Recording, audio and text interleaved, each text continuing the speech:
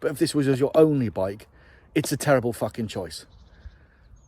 There's so many other better bikes to buy. I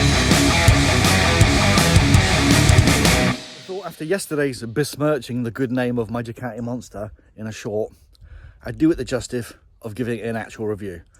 So I've taken it out today and I'll do a bit of a walk around and give you my impressions on why I think this bike is okay. So let's do some maths about this bike first. So this is a 2023 model. I bought it when it had 900 miles, only one owner, and it was up for £9,950, I think. I then drove it into the Ducati equivalent of the Halfords catalogue, and I chucked a load of bits on it, which I'll show you in a minute what those cost. And overall, I think the bike stands me at about 13 and a bit thousand, which maybe for a Ducati Monster, a 950, that doesn't sound too much. But so let's have a look what I put on. So, starting from the front, what have I put on? We have the Rizoma bar end mirrors, the fly screen, an EvoTech radiator guard, a Ducati chin spoiler, the full Termione race system, a seat cowl, a tank bag ring, and the EvoTech tail tidy, which I think cleans up the back end nicely. Now all of that is approximately £3,000 to make the bike look, I think, as it should.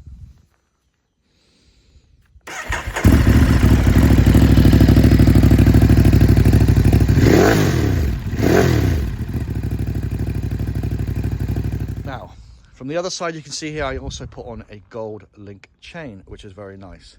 Now, what's my issue with this bike? To make this bike look and sound like this is £13,500. I spoke to the dealer this week to see how much I'd get for it if I just gave it back. And that's £7,000. So, excluding the extras I put on, that's still losing £3,000 in 3 months. So losing money on a bike isn't new. I did think for myself that I had already bought a used bike, so I would not lose so much, but here we are. But the reason I have issue with this particular bike is for the application of what the Ducati Monster does, there's better options for less money, be that the MT series or the Honda CBs, probably better bikes for the money. Now, this comes to another issue I have about naked bikes. Let's have a look. This is my view from the cockpit. If you got this far into the video, thanks a lot. I hope you keep watching. Also, it'd be really great if you could hit like, hit subscribe, or comment. Cheers. It doesn't seem too bad, but literally zero protection. Now, yes, you'd expect that from a naked bike.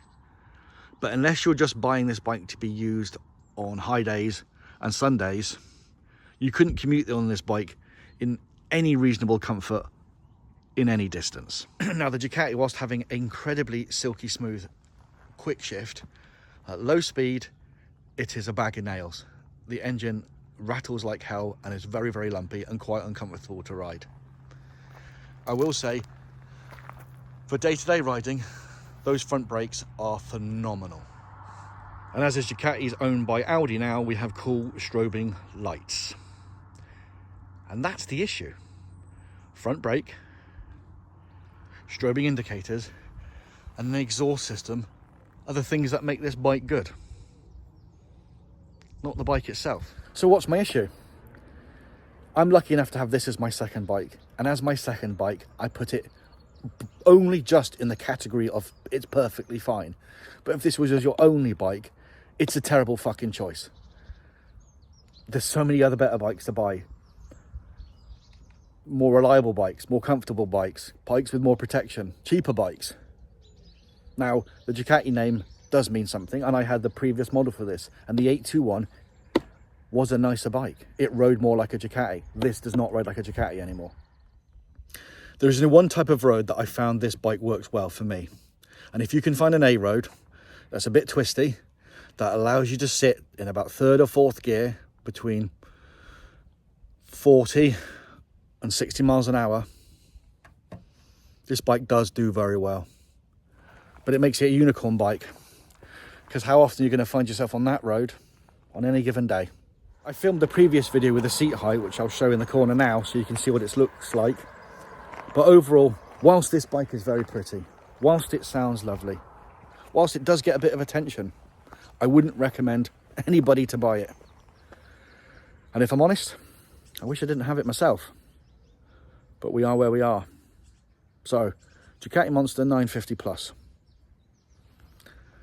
Don't buy one. Cheers.